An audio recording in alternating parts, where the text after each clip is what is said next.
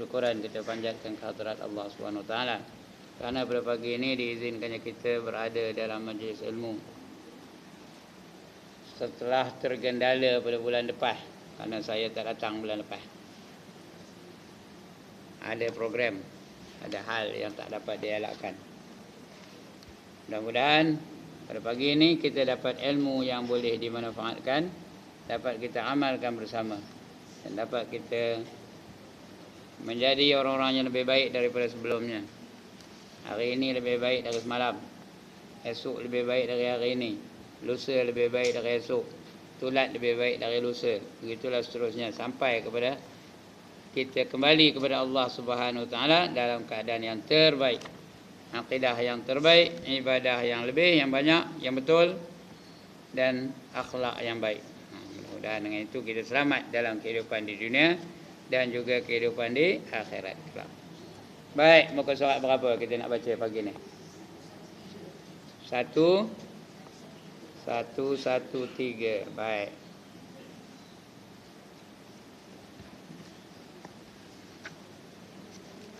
satu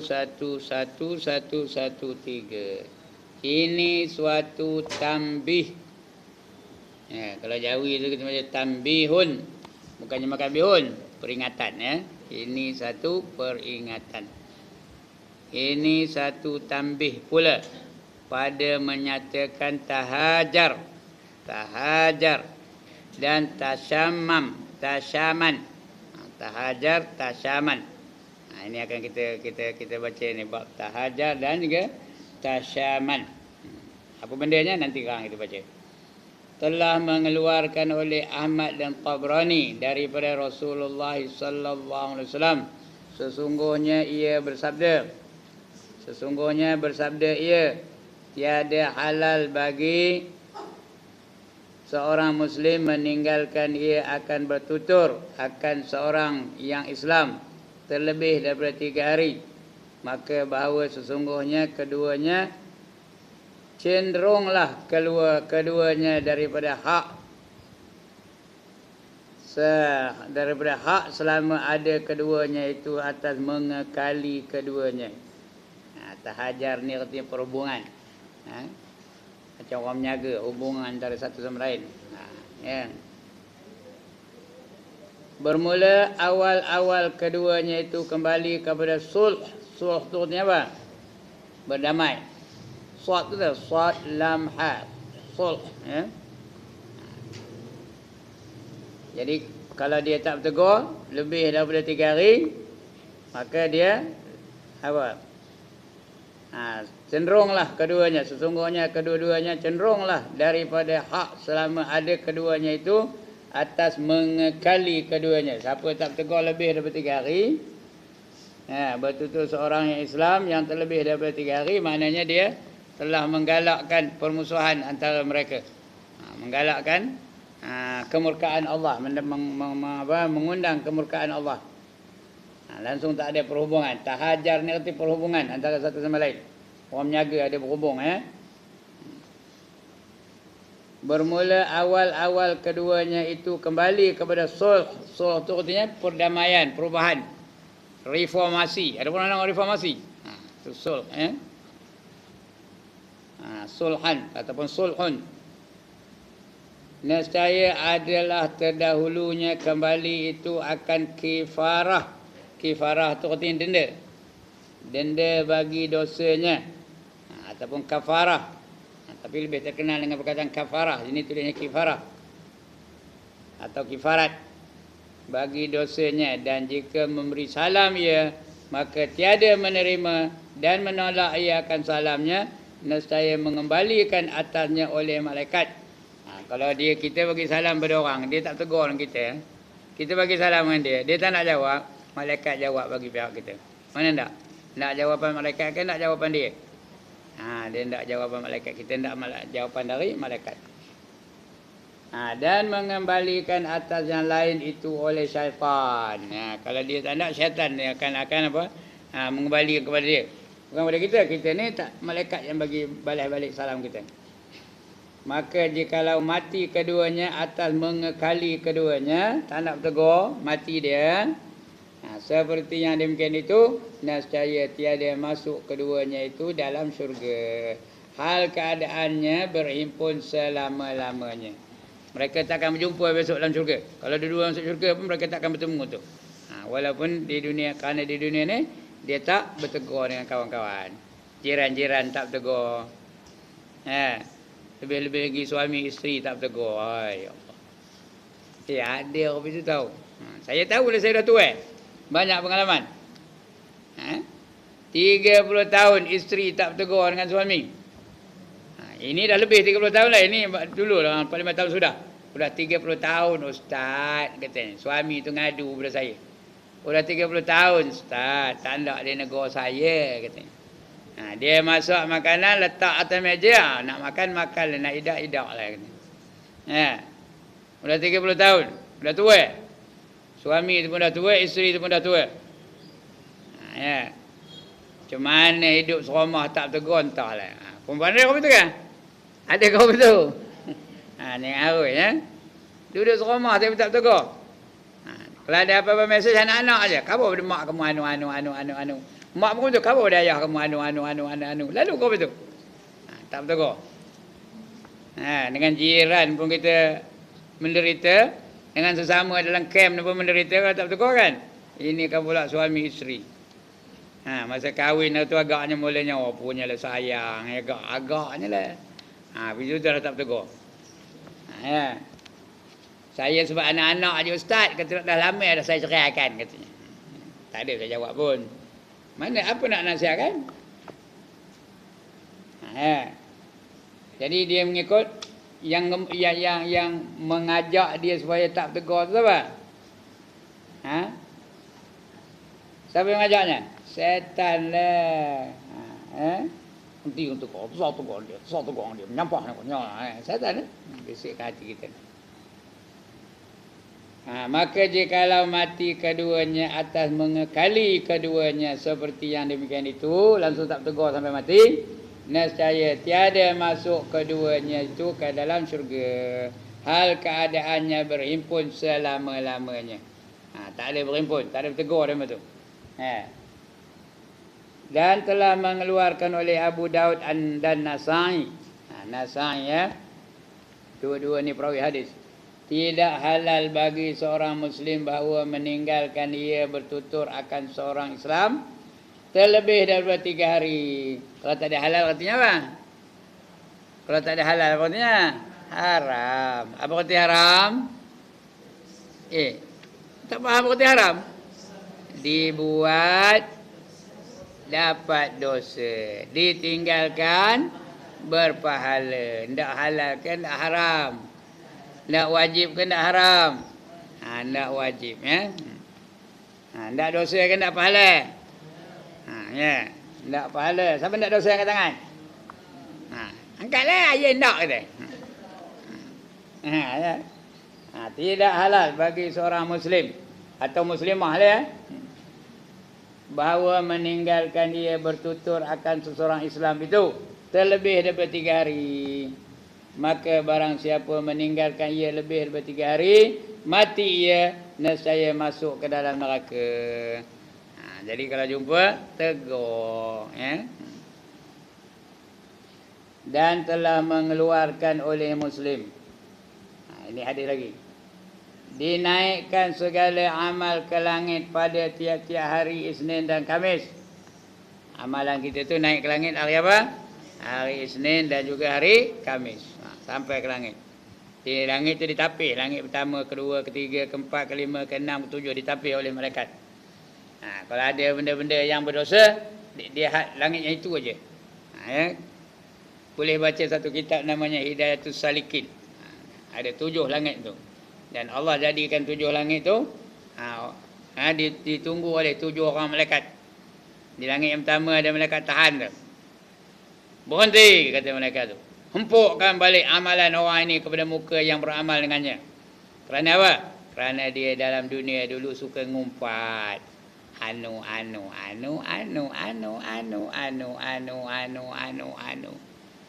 Dia suka mengumpat. Aku malaikat yang menjaga hal mengumpat, kata malaikat tu. Tidak ada lepas amalan ini ke atas selain daripada aku. Aku menjaga mengumpat. Siapa yang ada mengumpat, aku tak bagi lepas. Kata. Ampuk kembali ke muka orang yang beramal. Padahal cantik amalannya. Semayangnya cantik. Sedekahnya cantik. Baca Qurannya cantik. Akhlaknya cantik. Tapi suka mengumpat aja. Itu sebab kata Imam Ghazali, orang yang mengumpat itu, sekali mengumpat dosanya lebih daripada 30 kali zina.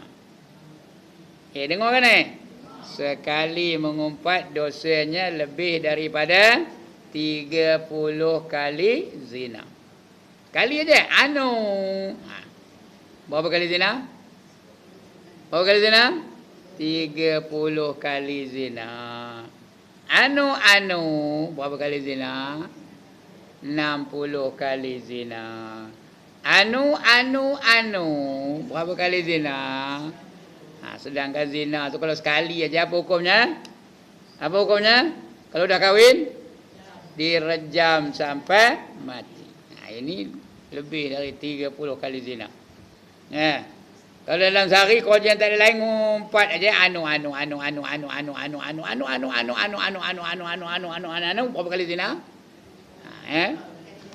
Tak terbilang-bilang kan zinanya. Ini bunyinya melawak, tapi bukannya melawak ni tau, betul-betul sebab itu elakkan mengumpat. Orang mengumpat tu kata Allah, apakah kamu suka ayuhibbu ahadukum an ya'kula lahma akhihi maita?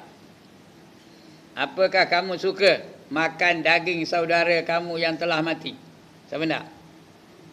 Kakaknya dah mati, abangnya dah mati. Apakah adik-adiknya dah mati? Itu ambil pisau air peha tu, goreng. Goreng buat masak merah. Daging masak merah. Lepas tu makan. Sama tak? Itulah dia kalau dia mengumpat. Seperti makan daging saudaranya yang telah mati. Dia sampai langit pertama aja. Kalau lepas tak ada mengumpat, lepas langit pertama. Pergi langit kedua. Langit kedua apa? Dia kerana hendak dunia. Dia buat amal tu kerana hendak dunia, bukan kerana Allah dan sebagainya. So, sampai 7. Di langit yang ketujuh last sekali, dia tengok ada riak dalam amalan dia. Kalau ada riak sampai langit berapa? Langit ketujuh saja. Kalau hasad dengki sampai langit kelima aja. Dia ada satu, saya tak ingat yang kedua, ketiga, keempat, kelima tak ingat saya. Itu amalan kita. Ada dicek, ditapis oleh malaikat-malaikat yang ada di langit. Kalau tidak, dia empukkan sampai kepada muka dia yang melakukan ibadah. Ini begitu juga. Dinaikkan segala amal ke langit pada tiap-tiap hari Isnin dan Khamis. Maka mengampun Allah Azza wa Jalla. Azza tu artinya apa? Yang maha mulia. Wa tu apa? Dan Jalla tu maha agung. Siapa yang maha mulia dan maha agung? Allah. Allah yang maha mulia dan maha agung. Pada yang demikian hari itu, bagi seseorang yang tidak syirik, mereka tiada syirik, tiada mensyirikkan ia dengan Allah. Syirik tu apa? Apa tu syirik? Menyengutukan Allah dengan sesuatu yang baru. Syirik tu ada 3 jenis. Yang pertama namanya syirik jali, syirik yang nyata. Jali, J-A-L-I. Syirik jali. Syirik yang nyata. Macam orang Hindu nyembah patung, orang Cina nyembah gambar, orang asli nyembah pokok. Itu apa? Syirik jali namanya. Orang Majusi nyembah api dan sebagainya. Orang Jepun nyembah matahari. Itu namanya syirik jali, syirik yang nyata, yang nampak di kita. Yang kedua namanya syirik khafi. Bukan kopi tau, khafi. K-H-O-F-I. Khafi. Tersembunyi. Kita tak tahu kecuali kita ada ilmu. Ada ilmu baru nampak. Kalau tak dia, khafi itu tersembunyi. Tak nampak. Macam mana sembunyinya? Macam mana sembunyinya? Seperti bulu hitam pada kaki semut yang hitam, di badan semut yang hitam, di atas tunggul yang hitam, di malam yang kelam. Nampak ke tak? Nampak ke tak? Nampak ada bulu tu? Tak usahkan bulu, tunggul pun tak nampak. Itulah punya tersembunyi ya. Ha. Kecuali mereka-mereka yang ada pengetahuan. Di antara ramainya orang tak tahu ni. Menyamakan Allah tu dengan makhluk. Serupa aja katanya. Ya. Orang mencuri tu masuk penjara dengan potong tangan serupa aja katanya. Sedangkan potong tangan tu hukum siapa? Hukum siapa potong tangan? Hukum Allah. Ada dalam Quran. As-sariqu was-sariqah faqta'u aydiyahuma, kata Allah dalam Quran. Si pencuri lelaki dan si pencuri perempuan, hendaklah kamu potong tangan kedua mereka. Kalau dah sabit kesalahan dia, kena potong tangannya. Tapi dalam dunia ni, orang mencuri apa hukumnya? Masuk jail, masuk penjara. Serupa ke tak? Tak serupa. Itu hukum Allah, ini hukum manusia. Tapi dia menyerupakan, sama aja gitu. Itu syirik. Syirik khafi namanya, tersembunyi.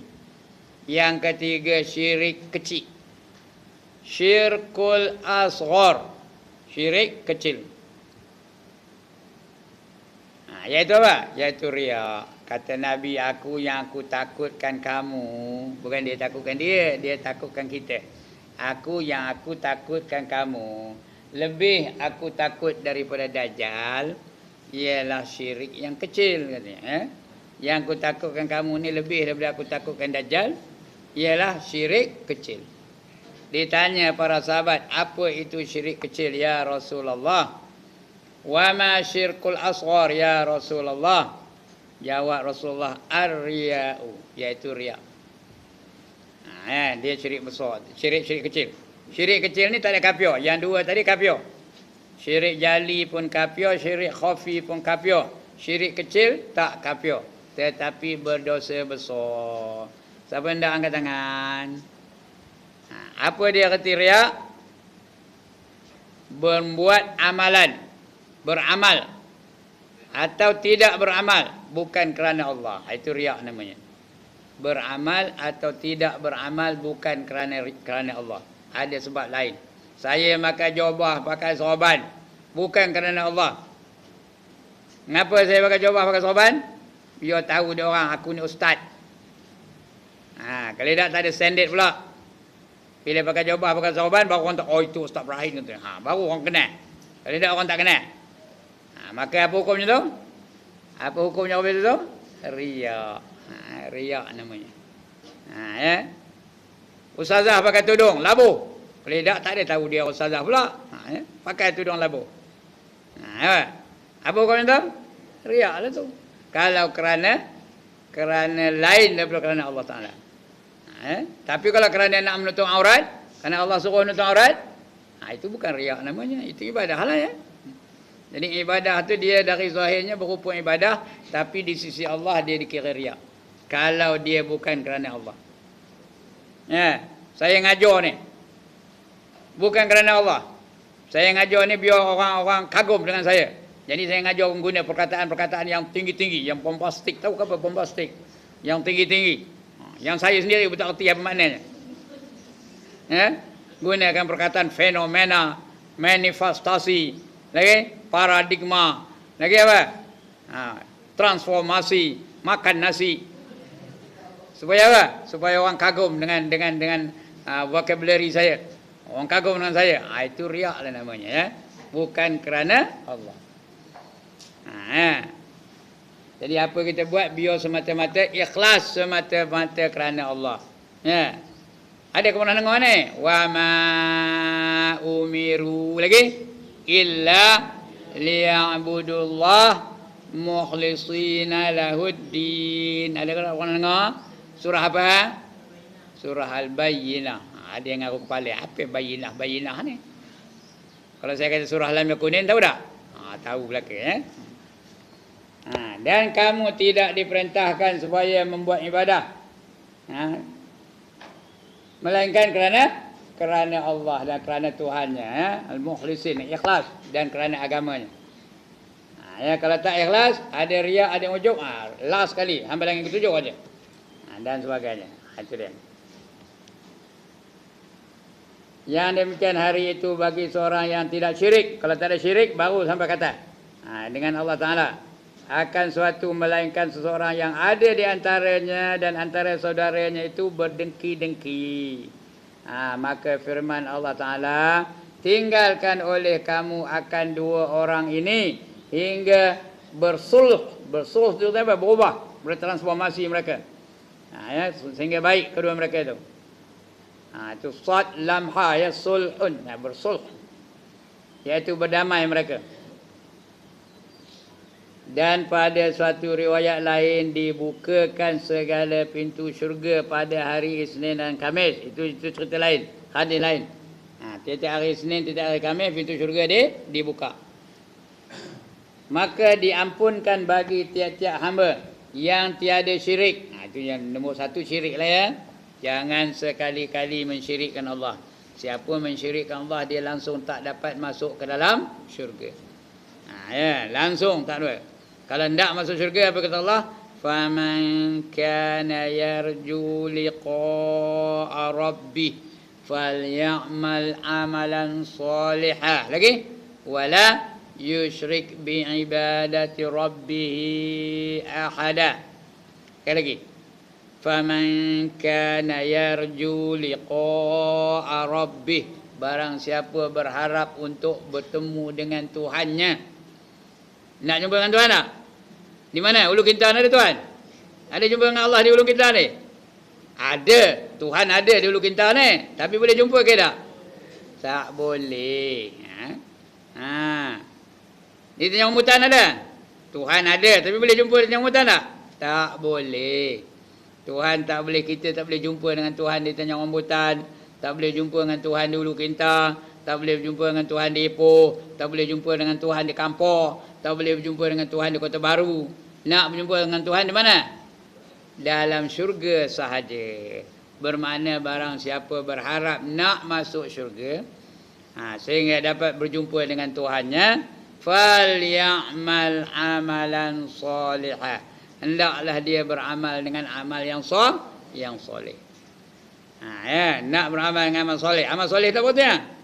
Amal mengikut syariat yang ditetapkan oleh Allah Ta'ala.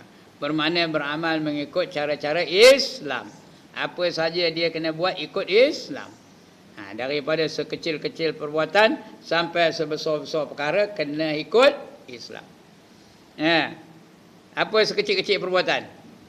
Menguap. Menguap kena ikut cara Islam. Bosin kena ikut cara Islam. Mamam kena ikut cara Islam. Berpakaian kena ikut cara Islam. Apa lagi? Berekonomi kena ikut cara Islam. Nikah kahwin kena ikut cara Islam. Berhubung dengan suami kena ikut cara Islam. Berhubung dengan isteri kena ikut cara Islam. Lagi apa? Pendidikan kena ikut cara Islam. Itu namanya amalan soleh. Fal ya'mal amalan salihah. Hendaklah dia beramal dengan amalan yang soleh. Kalau tidak Tuhan tak terima. Tak ikut cara Islam Tuhan tak terima tahu. Wa man yabtaghi ghairal islami dina falan yuqbala min wa huwa fil akhirati minal khasirin. Kata Allah dalam Quran. Surah Ali Imran ayat 85. Barang siapa mencari satu agama lain daripada Islam, ikut cara Islam tak nak ikut cara Bollywood, nak ikut cara Hollywood, nak ikut cara apa lagi? Indon. Tak nak ikut cara Islam. Falan yuqbala min, maka sekali-kali tidak diterima oleh Allah darinya. Wa huwa fil akhirati minal khasirin, kata Allah. Dan orang itu di akhirat nanti akan tergolong ke dalam golongan orang-orang yang khasirin apa? Orang yang rugi. Kalau tak ikut cara Islam, rugilah tu. Apa ruginya? Kerana tak dapat masuk syurga.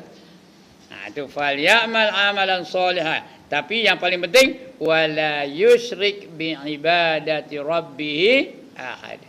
Jangan kamu menyengutukan Allah dengan hamba-hambanya sekali-kali. Jangan sekali-kali menyengutukan Allah dengan mana-mana hamba-hambanya. Jangan katakan matahari itu Allah, bulan itu Allah, api itu Allah, bintang itu Allah. Bukan. Semuanya bukan. Kerana Allah itu sifatnya apa? Mukhalafatuhu lil hawadith. Ya, laisa kamitslihi syai'. Dia tidak serupa dengan mana-mana sesuatu. Ini dia. Jadi orang yang mensyirikkan Allah tak dapat. Tak ada diampun oleh Allah. Allah tak akan ampunkan dosa orang syirik. Maka mengampun Allah Azza wa Jalla pada yang demikian hari itu bagi seseorang yang tiada syirik ia dengan Allah Ta'ala akan sesuatu, melainkan seorang yang ada di antaranya dan antara saudaranya berdengki-dengki, itu pun tak diampun di Tuhan. Orang yang berdengki-dengki, hasad dengki. Al-hasadu ya'kulul hasanat ta'kulun narul hatab, kata Nabi. Orang hasad dengki itu memakan segala kebajikan seperti api memakan kayu ataupun ranting yang kering. Ranting itu udahlah ranting kecil, kering pula tu. Senang ke mudah, senang ke payah nak terbakar? Senang benar. Macam itulah api makan dia tu. Senang, habis cepat kalau dia ada hasad dengki. Ya. Orang Melayu ni hasad dengki itu mainan utama lah. Itu sebab mengapa negara kita ni dijajah oleh penjajah. Kerana ada hasad dengki antara orang Melayu dengan orang Melayu. Keda. Mengapa Melaka jatuh di tangan Portugis? Kerana ada hasad dengki. Orang Melayu ini tak nak tolong orang Melayu ini. Orang besar ini tak nak tolong orang besar ini. Ada hasad dengki. Itu sebab jatuh di tangan Portugis. Begitu juga Perak ni jatuh di tangan apa? Di tangan Inggeris. Kerana ada hasad dengki lah. Antara raja dengan raja, keturunan raja dan keturunan raja. Antara Raja Yusuf dengan Raja Abdullah. Ini guru sejarah ngajar ni tahu. Cikgu sejarah. Mengapa Perak ni jatuh ke tangan British? Kerana hasad dengki antara Raja Abdullah dengan Raja Yusuf. Masuk orang putih. Datang orang putih, Frank Swettenham dengan konco-konconya. Dia pergi ngabur pada Raja Abdullah. Raja Abdullah ni patut dia jadi raja, dia raja muda. Tapi dia tak berani nak pergi datang kepada bila mangkat Sultan Muzaffar Shah tu. Dia tak berani pergi Kuala Kangsar. Mengapa? Kerana Raja Yusuf dah nunggu aja dengan lembing tepi-tepi tu. Masa dulu bukan ada helikopter. Nak pergi, dia duduk di mana? Raja Abdullah tu duduk di Teluk Ensin. Tahu ke mana Teluk Ensin? Teluk Intan. Kalau nak pergi raja permakaman tu di Kuala Kangsar. Nak pergi Kuala Kangsar dari Teluk Ensin naik apa? Dulu naik apa? Mana ada bot? Naik sampan kayu tu Raja Yusuf dengan askarnya dah nunggu tepi-tepi dengan lembing, dengan panah, dengan apanya. Kamu datang siap kamu. Tak beranilah Raja Yusuf tu balik. Tak berani dia datang ke Kuala Kangsar. Dalam istiadat negeri Perak, orang yang nak menjadi Sultan Perak tu mesti hadir di ketika pengkebumian, ketika permakaman dia raja tu, dia mesti ada situ. Ingat masa Sultan Nazrin Shah jadi raja, ada tak dia situ?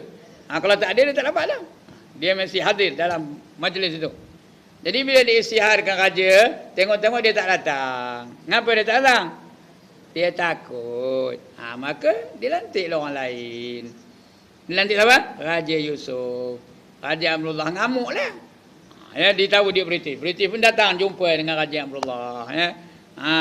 Apa kamu mau jadi sultan? Agak ni lah bunyi itu. Apa jawabnya? Nak lah. Dia orang transit. Nak lah. Kenapa tak nak pula? Jangan betulkan TV anda.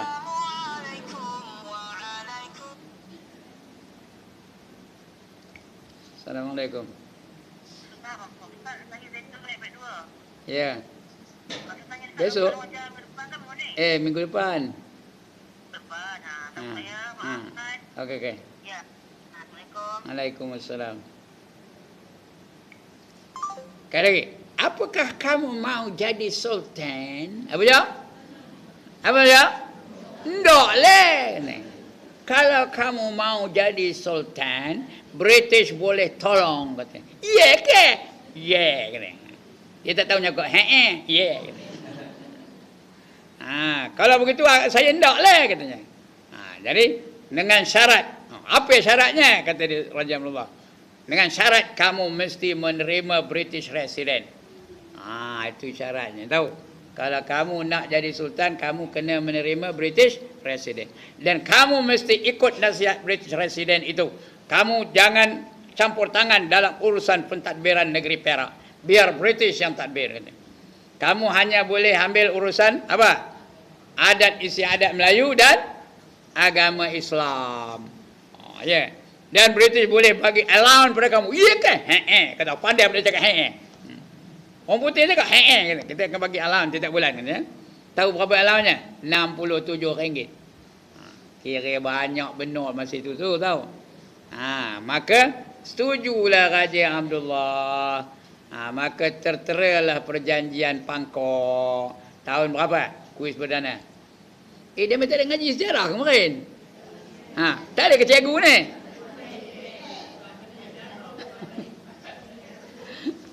Tahu berapa? 1874. Maka mulalah British masuk negeri Perak ni, ya. Begitu juga British di Selangor kerana pergaduhan antara Melayu dengan Melayu, raja-raja Melayu, ya. Begitu juga negeri Pahang dan seterusnya. Satu tanah Melayu ni dijajah oleh Inggeris. Kerana ada perasaan apa tadi? Perasaan tadi apa? Hasad, dengki. Ya, ini tak lari daripada manusia. Tak kira lah dia Melayu ke India pun itu juga. India tu asalnya satu subkontinen tu. Islam punya tahu. Raja-rajanya Islam kebanyakannya. Dia ada nawab katanya. Nawab Mahabharata, nawab ini, nawab Bengal, nawab Calcutta dan sebagainya.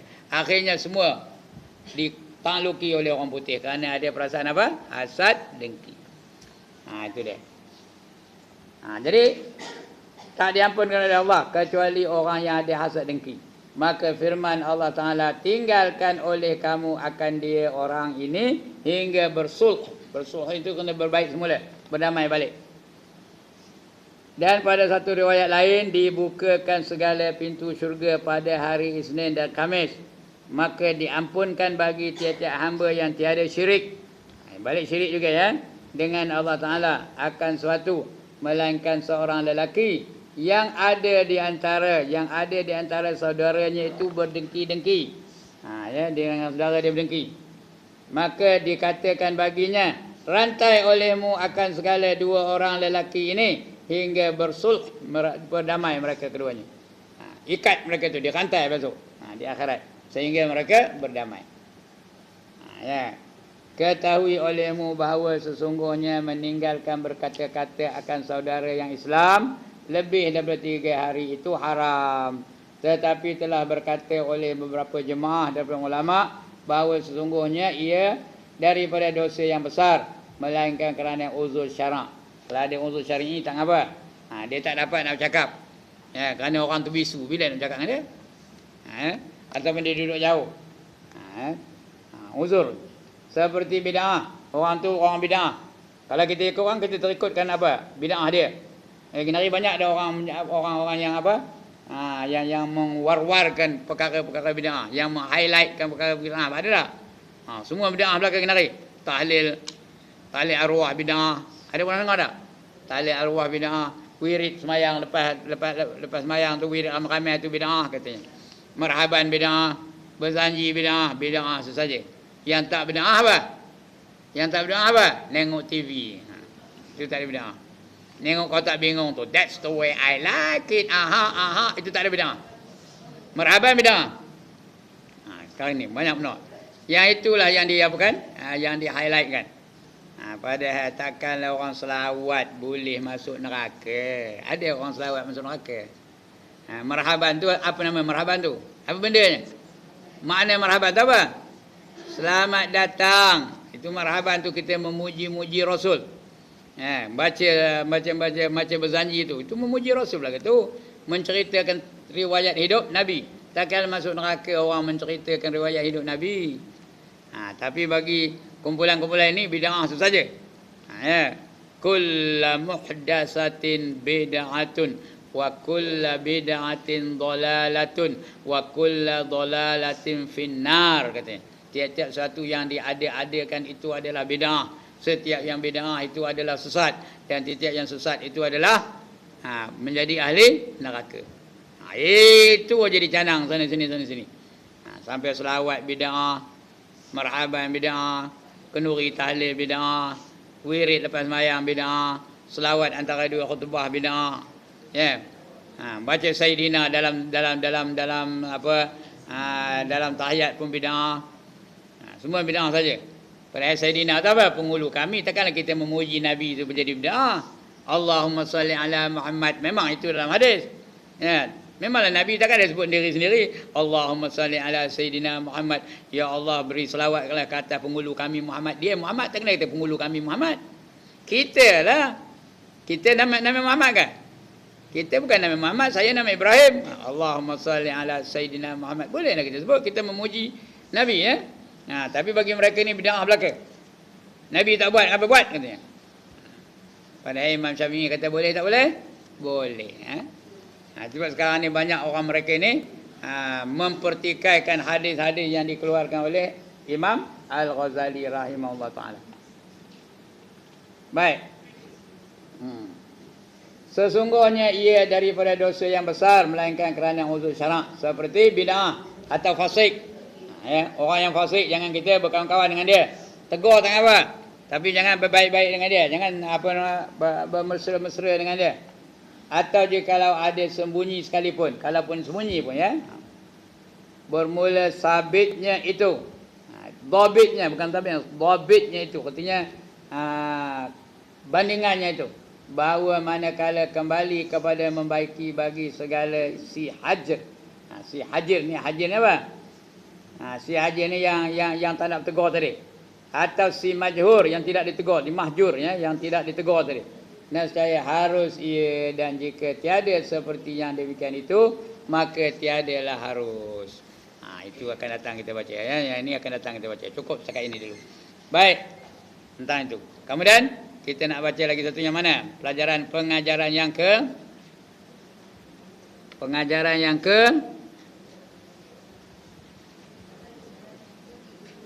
30. Alright. Pengajaran yang ke-30 203. Berkata Allah Ta'ala, hai anak Adam, bermula harta itu hartaku jua. Bermula engkau itu hambaku, maka hartamu itu daripada hartaku jua. Maka tiada bagimu melainkan barang yang telah engkau makan akan dia. Maka engkau fanakan, atau engkau telah engkau pakai, atau yang telah engkau pakai, maka engkau burukkan dia. Atau yang telah engkau sedekah, maka engkau taruhkan akan dia bagi aku. Dan engkau itu 3 bahagi, maka yang 1 bahagi bagiku, maka yang 1 bagiku, dan yang 1 lagi bagimu, dan yang 1 itu antara aku dan antaramu. Maka ada pun yang bagimu itu iaitu ilmumu, dan ada pun yang bagiku itu maka iaitu nyawamu. Maka ada pun yang antara aku dan antaramu itu maka iaitu daripada aku. Dan iaitu ku perkenankan, dan yang daripada meminta doa. Ini apa pesanan Allah Ta'ala ya. Hai anak Adam, wahai manusia, wahai Lima, wahai Etun, wahai Enap, wahai Timah, wahai Munah, wahai apa lagi? Wahai Era Pazira, ada? Tak ada. Wahai Ning Baizura, ada? Tak ada juga. Ya. Wahai anak Adam, wahai manusia ya. Bermula harta itu hartaku jua. Semuanya siapa punya? Allah punya. Gelang yang puan-puan pakai itu siapa punya? Allah. Motor yang puan-puan naik itu siapa punya? Mentokar yang saya bawa dari kampung itu siapa punya? Allah. Kita apa yang ada? What have you got? Nothing. Apa pun tak ada. Pakaian yang puan-puan pakai itu siapa punya? Allah punya. Everything belongs to Allah. Lillahi mulkus samawati wal arda wa ma bainahuma. Bagi Allah lah yang memiliki langit dan bumi dan barang yang di antara keduanya. Semua Allah yang punya. Ya. Kata kita tu, siapa punya? Duit dalam bank siapa punya? Allah punya, ya, bukan kita punya. Bermula harta itu hartaku jua. Bermula engkau itu hambaku. Kita ni pun Allah yang punya. Apa dalilnya? Bila Allah nak matikan kita, matilah. Kalau Allah nak hidupkan kita, hiduplah. Kalau Allah nak kayakan kita, kayalah. Kalau Allah nak miskinkan kita, miskinlah. Apa saja, semua Allah penentuan bagi kita. Maka hartamu itu daripada hartaku jua. Apa dalil harta Allah? Boleh hilang tak? Boleh hilang tak harta kita? Boleh.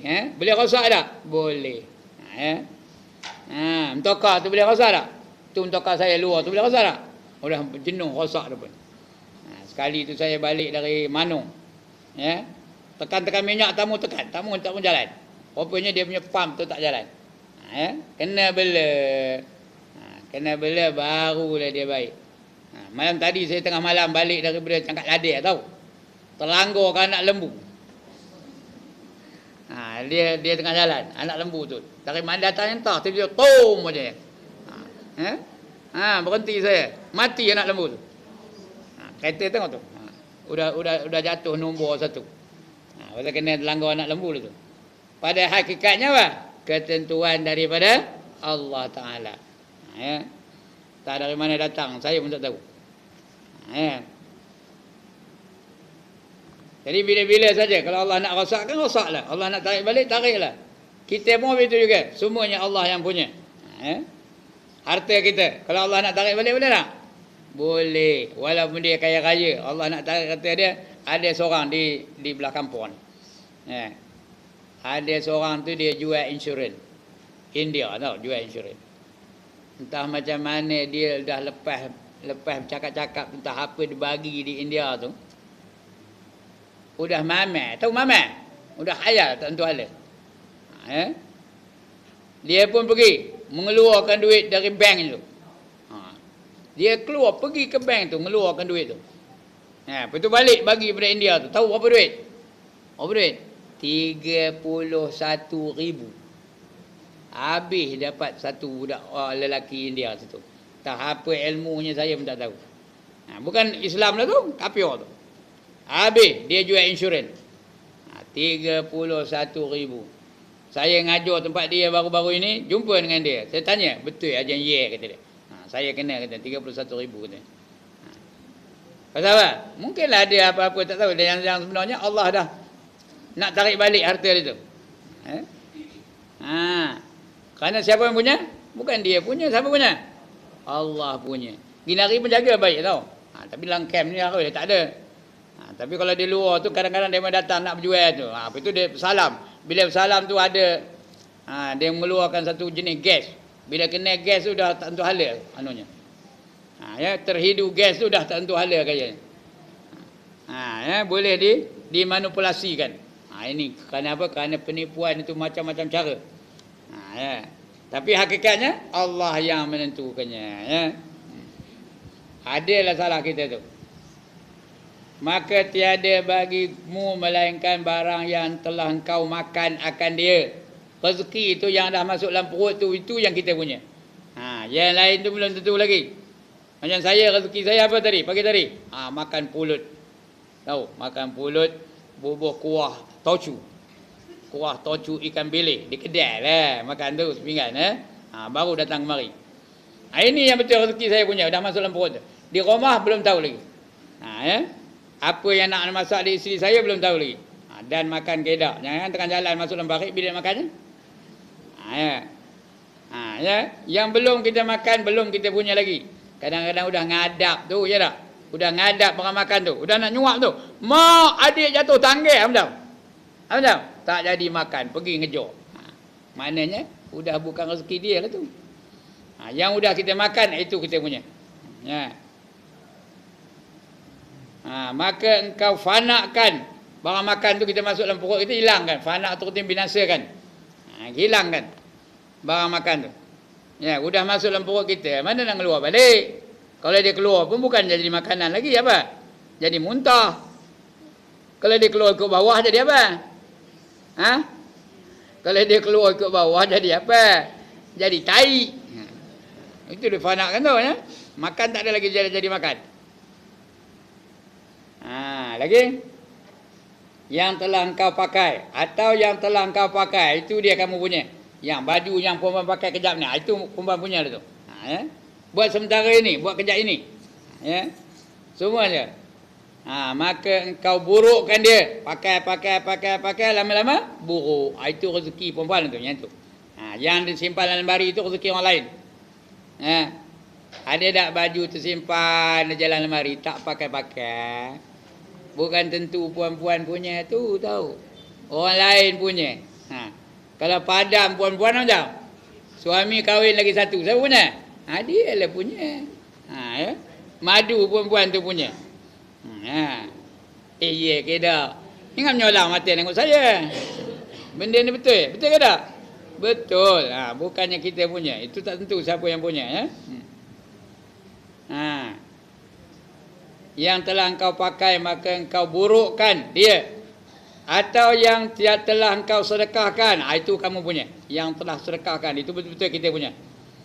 Duit yang bubuh dalam tabung tu, siapa punya tu? Kita bagi pada Allah, tapi yang sebenarnya siapa punya? Kita yang punya. Siapa bagi RM1 petang ni pagi ni, Allah balas balik berapa ringgit? Siapa bagi RM1 pagi ni, Allah janji nak balas balik berapa ringgit? RM10. Kedekut benar Tuhan dia. Berapa ringgit? Berapa ringgit? Mana kot ustazah tadi? Berapa ringgit?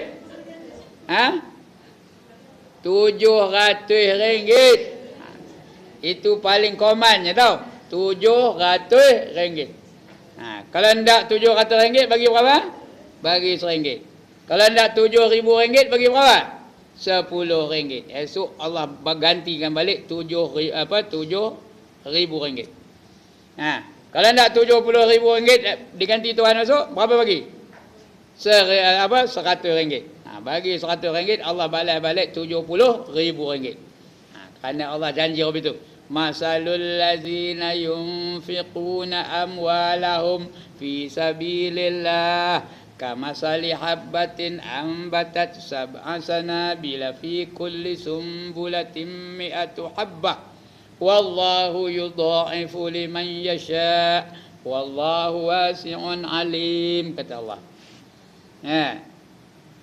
Bandingan mereka yang menafkahkan harta mereka di jalan Allah adalah seperti seorang menanam sebiji benih. Mula-mula sebiji aja benih tu. Yang tumbuh darinya 7 tangkai. Tumbuhnya 7 tangkai. Pada tiap-tiap tangkai itu ada 100 biji benih. Semuanya ada berapa? Ya Allah, dia tidak ketahui ngira. Dia tanam sebiji benih, tumbuhnya 7 tangkai. Tiap-tiap satu tangkai itu ada 100. Berapa? 700. 7 kali 100 berapa? 700. Itulah selemah-lemah balasan dari Allah, kata Allah ya. Wallahu wasi'un alim. Sedangkan Allah itu perbendaharaannya maha luas dan Allah maha mengetahui. Itu ya. Yang kita sedekah tu, itu yang kita punya. Yang lain tu belum tahu kita punya lagi. Maka engkau taruhkan akan dia bagi aku. Aku tu huruf besar. Apa tu? Nandakan Allah ya. Bagi aku. Dan engkau itu 3 bagi. Kamu tu semua ada 3 golongan. Maka yang satu itu bagiku. Dan yang satu itu bagimu. Dan yang satu itu antara aku dan antara kamu. Ada 3. Kamu tu untuk kamu satu. Untuk Allah satu. Dan untuk antara Allah dan kamu tu ada satu lagi. Apa dia? Nanti. Maka ada pun yang bagimu itu iaitu ilmumu. Itu kamu punya. Ilmu tu aku izinkan untuk kamu. Amalkan ilmu tu. Itu kamu punya tu. Ya, kamu gunakan ilmu tu manfaatnya bagi siapa? Bagi kamu. Ya, kamu amalkan ilmu kamu, manfaatnya bagi kamu. Kamu tak amalkan, mudaratnya bagi siapa? Bagi kamu juga. Itu terserah kepada kamu. Itu kamu punya. Ya, itu ilmu. Dan ada pun yang bagiku itu maka iaitu nyawamu. Nyawa kita ni siapa megangnya? Allah Ta'ala. Boleh tak diambil balik? Bila pun ya, boleh ditariknya. Tiap-tiap kamu tu ada ajal masing-masing. Walikulli ummatin ajal, kata Allah. dalam surah Al-A'raf. Walikulli ummatin ajal, dan tiap-tiap umat itu ada ajal masing-masing.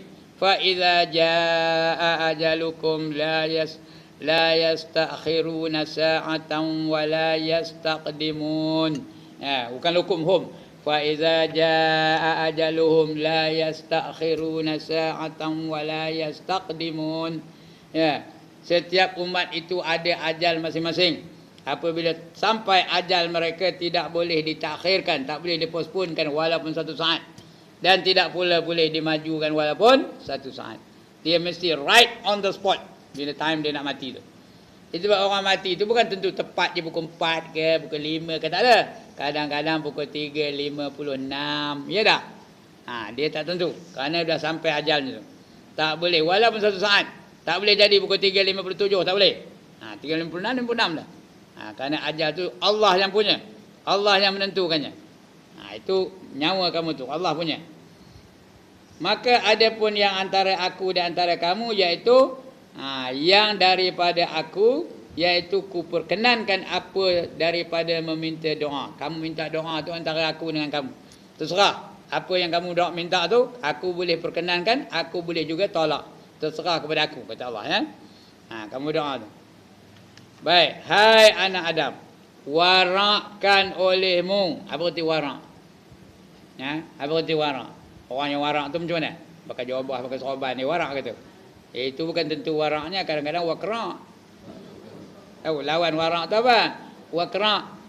Orang yang warak ni bukan mesti ustaz ni, bukan mesti ustaz ini, bukan ustazah itu. Warak ni orang yang meninggalkan yang halal kerana takutkan haram. Itu nama warak, ya. Meninggalkan sebahagian daripada yang halal kerana takut jadi haram. Barang makan tu sedap, tapi ditinggalkan sebahagiannya kerana dia tak nak makan terlalu kenyang. Kerana kalau makan terlalu kenyang, apa jadinya? Apa jadinya? Haram. Berlebih-lebihan. Apa makan hukumnya? Walaupun halal, jadi haram, ya. Kalau dia terlalu kenyang. Macam buka puasa lah. Ngap, tinggal 3 pinggan nasi, 3 mangkuk buah kacang, 3 gelas hayo, lepas tu nak 3 batang rokok pula lagi. Macam? Dah haram. Padahal benda tu halal. Meninggalkan sebahagian daripada yang halal kerana takutkan haram. Dia makan, tak nak makan tofu. Kenapa? Tofu tu diproses oleh orang kafir. Dia tak nak makan tu. Padahal itu syubhat, baru bukan haram, ya. Halal tu. Tofu tu dia buat daripada apa? Kacang soya. Apa haramnya kacang soya? Tapi dia tak nak makan. Kerana dia takut diproses oleh orang kafir, dia takut ada najis di dalamnya. Dia takut ada unsur haram di situ. Kullu lahmin nabati min haram fannaru aula bih. Siapa seketul daging yang tumbuh dari makanan yang haram, maka neraka lah yang layak baginya. Orang warak dia tak makan. Yang makan orang apa? Orang wakrak. Itu makan. Mi lah, laksa lah, tofu lah, tak kira siapa yang proseskannya. Orang wakrak main sapu aja. Benda tu halal. Pasal makanan tu bukan haram, makanan tu namanya apa? Syubhah. Dia samar-samar antara halal dan haram. Orang warak dia yang syubhah dia tak makan. Orang wakrak asal halal makan. Yang haram pun makan. Rasuah tu halal ke haram? Ada tak orang makan rasuah? Ada. Itu dia. Itu warak, ya. Jadi Allah suruh kita warakkan. Hai anak Adam, warakkan olehmu dan padakan olehmu dengan sedikit. Dapat sikit tu pada. Jadi kita nak sifat apa? Pada dengan apa yang ada tu. Apa nama sifatnya? Qana'ah namanya, ya. Qana'ah. Cukup dengan apa yang ada. Alhamdulillah aku dapat opini itu, jadilah. Okeylah tu. Allah dah jadikan aku ni aku. Okeylah tu. Mujur Allah tak jadikan aku ni orang lain. Kalau Allah jadikan saya penagih dadah, boleh ke tak? Boleh ke tak? Mujurlah Allah tak jadikan saya penagih dadah. Allah jadikan saya ni ustaz, walaupun asalnya cikgu. Syukurlah tu. Ada tak cikgu jadi penagih dadah? Ada tak cikgu jadi penyanyi pop? Mujur. Kalau tidak, kalau saya jadi penyanyi pop macam. Mungkin dunia ni dapat, tapi akhirat tak ada dapat apa. Allah jadikan minat saya kepada agama. Dapat mengajar sana kemari. Ada juga apa? Ada juga apa namanya imbuhannya ada tak? Ada juga. Itu sebab kalau kita berjuang di jalan Allah kerana akhirat, kerana Allah, Allah datangkan dunia ni sendiri datang ya. Tapi kita berjuang semata-mata kerana Allah. Dunia dengan sendirinya akan datang. Tapi kalau kita berjuang dalam dunia kerana dunia akan tertipu daya oleh dunia. Wa mal hayatud dunya illa mata'ul ghurur kata Allah. Dan tidak kehidupan di dunia ini melainkan mata benda yang menipu daya. Warakkan olehmu dan padakan olehmu dengan sedikit, nescaya engkau lihat akan daku dengan mata hatimu. Padahal keadaan aku itu iaitu pada tiap-tiap suatu dan sembah olehmu. Kamu akan lihat aku ni dalam tiap-tiap apa yang kamu lihat. Tengok gunung nampak Tuhan, tengok laut nampak Tuhan. Tengok pemandangan yang cantik, teringatkan Allah. Rabbana ma khalaqta hadza batila, kata dia. Wahai Tuhan kami, sesungguhnya kamu jadikan alam ni tidak sia-sia. Ingatkan Allah saja. Iaitu pada tiap-tiap sesuatu yang disembah olehmu dan sembah olehmu akan daku. Artinya apa yang kita buat tu mesti kerana Allah. Semayang kerana Allah, makan kerana Allah, kahwin kerana Allah, didik anak kerana Allah, berjuang kerana Allah, menuntut ilmu kerana Allah, semua kerana aku. Supaya sampai engkau kepadaku. Ndak ada tengok Tuhan. Tadi ada kan, faman kana yarju liqa rabbih. Ndak kita nak. Orang yang dapat menengok Tuhan, orang yang dapat apa? Dapat masuk ke dalam syurga. Kerana Tuhan hanya boleh dilihat di dalam syurga. Lain dari syurga kita tak dapat menengok Tuhan. Carilah Tuhan. Pergi ke Kelantan rumah ustaz mencari Tuhan. Jumpa kan? Tak jumpa. Pergi ke kampung rumah saya mencari Tuhan. Nak ke mana tu? Nak jumpa dengan Tuhan. Tuhan ada rumah ustaz. Ada kan? Adalah, tapi nampak ke tak? Tak nampak. Tuhan tu di mana-mana pun ada. Sembah kerana Allah, kerana daku, supaya sampai engkau kepadaku. Ketika kita dapat melihat wajah Allah, macam mana? Berseri-seri muka. Ndak ke tak ndak? Wujuhun yawma izin nazirah. Lagi?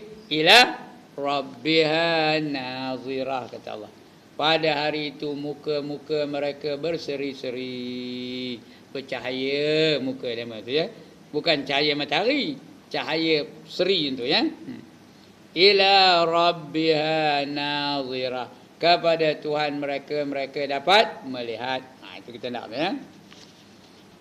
Dan supaya sampai engkau kepadaku dan tuntut olehmu akan daku. Artinya apa? Apa saja kita buat biar kerana Allah. Itu tuntut akan daku. Supaya engkau dapat akan daku. Kalau kamu buat kerana aku akan terima apa saja ibadah kamu. Semayang kerana aku, puasa kerana aku, berpakaian kerana aku, kenuri kenara kerana aku, nikah kahwin kerana aku, semua kerana Allah Ta'ala. Hai anak Adam, sikit lagi perempuan. Apabila adalah engkau itu seperti mereka itu, yang masuk mereka itu akan neraka. Orang yang tak puas hati, orang yang mempertikaikan hukum Allah, mereka itu akan masuk ke dalam neraka. Dengan sebab fasiknya. Apa itu fasiknya? Dengan sebab dosa-dosa yang dilakukannya. Itu fasik. Orang fasik itu orang berdosa. Dan ulama yang masuk neraka. Ada juga ulama masuk neraka. Siapa ulama yang masuk neraka? Ulama yang bukan untuk Allah. Dia bukan kerana Allah. Dia kerana dunia. Ulama ni ada 3 tau. Yang pertama al-ulama ul-amilin. Ulama yang mengamalkan ilmunya. Ulama ul-amilin. Yang mengamalkan akan ilmunya. Inilah ulama yang patut kita ikut. Inilah ulama yang kita nak jadikan guru kita. Dia menggunakan ilmu itu kerana Allah Ta'ala. Dia beramal dengan ilmunya. Dia nyuruh orang semayang, dia semayang. Dia nyuruh orang bersedekah, dia bersedekah dulu. Dia nyuruh orang bangun malam, dia bangun malam dulu. Dia nyuruh orang berjemaah, dia pun pergi berjemaah. Itu namanya ulama'ul amilin. Kalau nak berguru dengan ulama' inilah. Yang kedua namanya al-ulama'ul ghafilin. Ulama' yang lalai. Dia ada ilmu, tapi dia tak beramal dengan ilmunya. Dia tahu sembahyang berjemaah tu wajib. Fardu kifayah, tapi dia seorang-seorang sembahyang rumah. Dia tahu menutup aurat tu wajib, tapi dia pun jogging pakai seluar pendek juga. Dia tahu, tapi buat juga. Dia tahu benda tu haram, dia buat juga. Dia tahu benda tu tak baik, dia buat juga. Itu ulama yang apa? Ulama yang lalai. Ulama yang ngantuk. Tahu ngantuk? Dia ngantuk je. Tak ada negur orang pun tak ngantuk. Anak darahnya tak bertudung, jalan keluar pakai bebek. Anak darahnya pakai bebek, dia diam. Tahu ke bebek? Tahu? Belakangnya terbuka, depannya tutup. Pakai kasut tubik tinggi pula tu. Tu berjalan je, terketik berjalan je. Tengok dia bapaknya ulama tu tengok, nyongeng senyum. Jalan tu terketik. Macam apa? Macam apa terketik? Macam itik.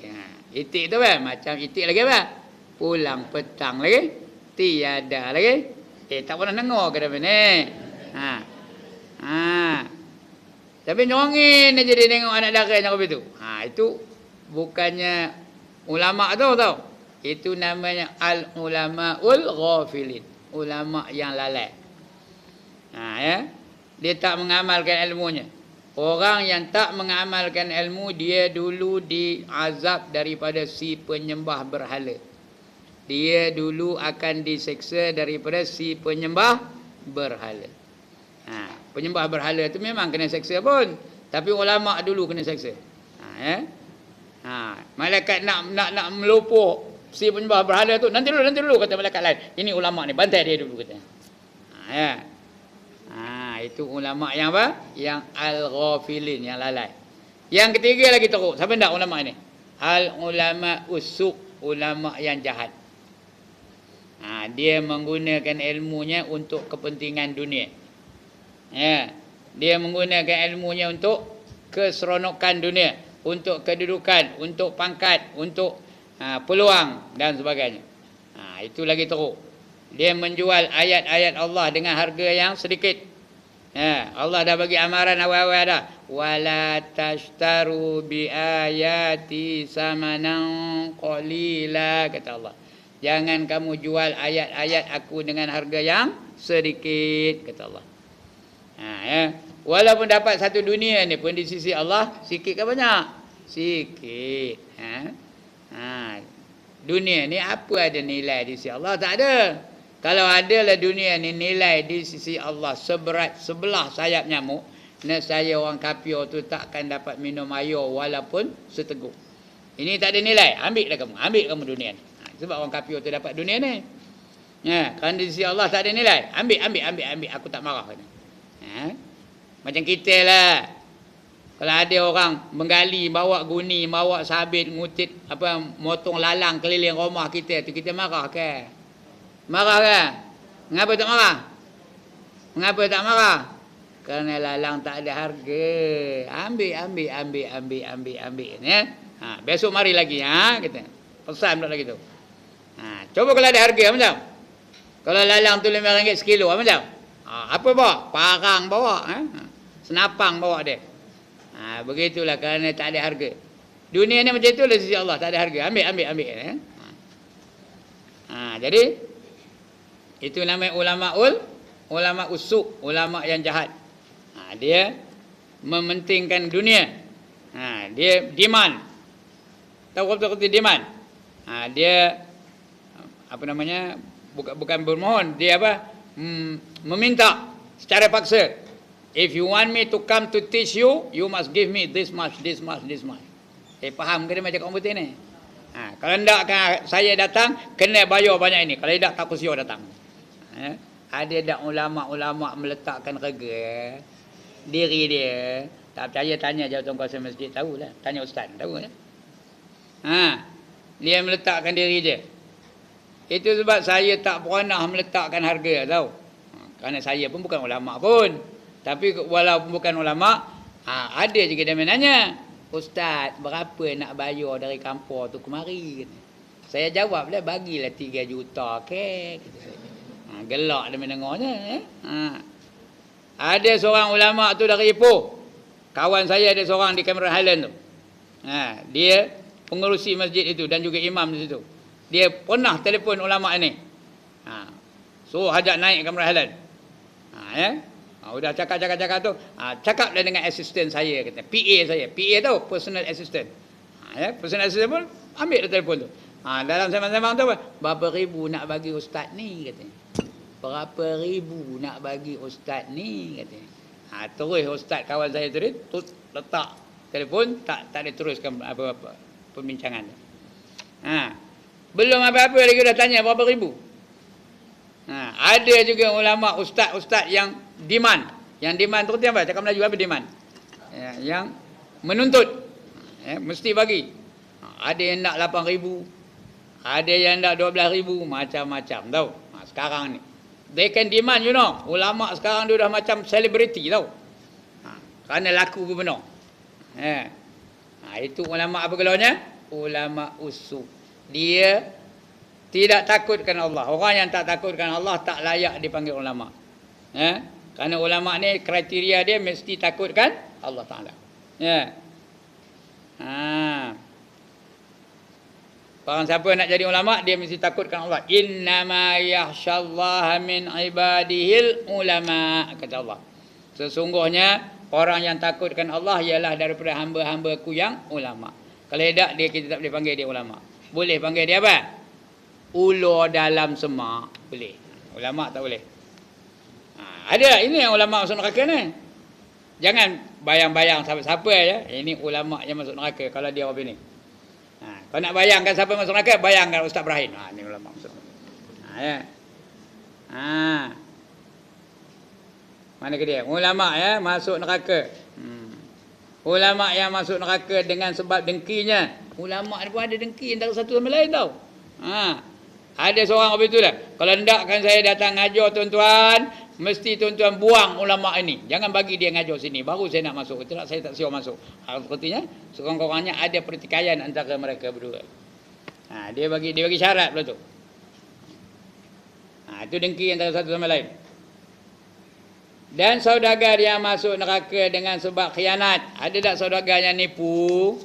Ada tak? Jual royan nipu, jual remutan nipu. Dibaginya kita remutan lekang semua bagi rasa. Makan rasa-rasa ni pegangnya. Yang jambak dia tu. Semua lekang belakang.